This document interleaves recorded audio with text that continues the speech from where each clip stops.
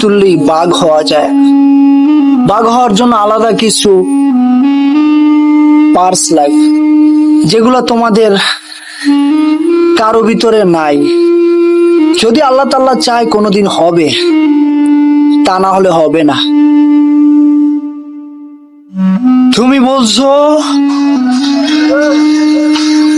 বাংলা এক হলে ভারত হিন্দু রাষ্ট্র হবে। বাংলা এক হলে ভারত হিন্দু রাষ্ট্র হবে। আমি তোমাকে বলি, তুমি শোনো।